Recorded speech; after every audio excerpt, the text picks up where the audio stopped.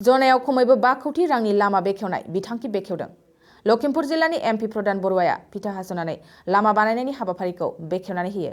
बे बेखेवनाय लामाया गासै 5 किल'मिटार जानथायनि लामा जागोन।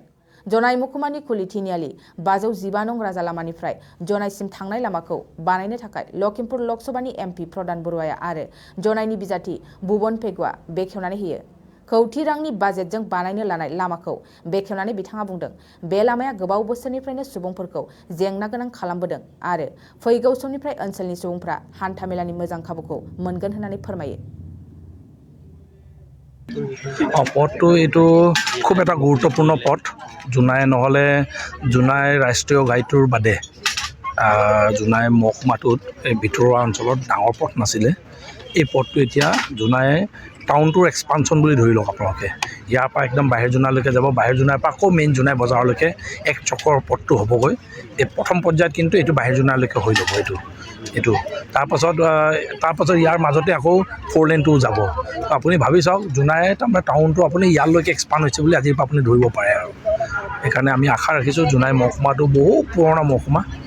আগত ইয়াতে আমি ডেভেলপমেণ্ট বুলি খুব শ্ল' হয়, কিন্তু এতিয়া যিটো তীব্ৰগতিত ডেভেলপমেণ্ট হ'ব আপোনালোকেও ভাবিব নোৱাৰিব। তাৰমানে এনেকুৱা ডেভেলপমেণ্ট হ'ব এতিয়া এই পথবোৰ ডেভেলপ হোৱাৰ কাৰণে। ইয়াত এতিয়া 5.5 কোটি এনেকৈ আপগ্ৰেডেশ্যন এইটো আপগ্ৰেডেশ্যন হয়। তাৰপিছত 4 লেনটো হ'ব।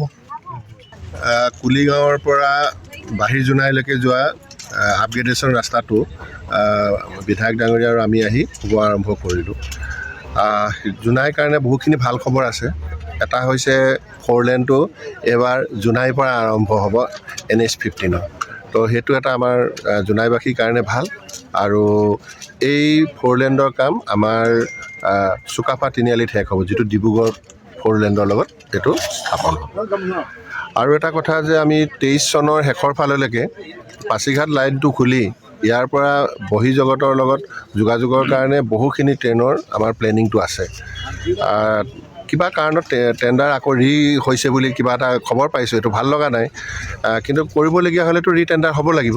তো 23ৰ ভিতৰত তেতিয়া আমাৰ ইলেক্ট্ৰিক ট্ৰেইনো আমাৰ ইয়ালৈকে হৈ যায় আৰু বহুখিনি ট্ৰেইনো আমি পাছিঘাটৰ পৰা আৰম্ভ কৰিলে তেতিয়া জোনাই, চিলাপথাৰ, তালাম, চিমেণ্ট চাপৰি এই অঞ্চলবিলাক বাদ নপৰাকৈ ট্ৰেইনৰ যোগাযোগটো স্থাপন হ'ব।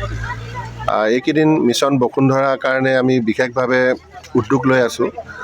আৰু ময়ো জোনাইবাসী সকলো ৰাইজক অনুৰোধ জনাইছোঁ যে তেখেতসকলে আগবাঢ়ি আহক।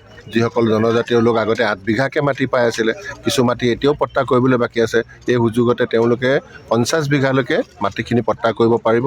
তো তাৰ কাৰণে মই তেখেতসকলক আগবাঢ়ি আহিবৰ কাৰণে অনুৰোধ জনাইছোঁ। PM কিষাণৰ ক্ষেত্ৰতো আমাৰ জোনাইত বহু খেতিয়কক আমি এতিয়াও সুযোগ দিবলৈ বাকী আছে। তো এইখিনি ক্ষেত্ৰতো তেখেতসকলকো আগবাঢ়ি আহিবৰ কাৰণে আমি অনুৰোধ জনাইছোঁ। ধান ক্ৰয় কৰাৰ কাৰণে আমাৰ এতিয়া জোনাইলৈও এটা চেণ্টাৰ আহিব। ধান ইতিমধ্যে আমাৰ জিলাখনত যথেষ্ট কিনি আছোঁ, থ'বলৈ জেগা নাই। কিন্তু আমাৰ 33,000 মেট্ৰিক টন যি লক্ষ্য আছে, এই লক্ষ্যটোত আমি উপনীত হ'ম। ৰাখিবলৈ জেগা নাই, 2-এদিন ৰাইজে ধানখিনি বিক্ৰী নকৰি ঘৰতে ৰাখক, আমি কিন্তু ধানখিনি চৰকাৰৰ ফালৰ পৰা সেইখিনি কিনাৰ ব্যৱস্থাটো আমি কৰিব পাৰিম। তো সেইকাৰণে এই কামবিলাকো আমাৰ সমান্তৰালভাৱে আমাৰ জিলাখনত জোনাইত এইখিনি চলি আছে।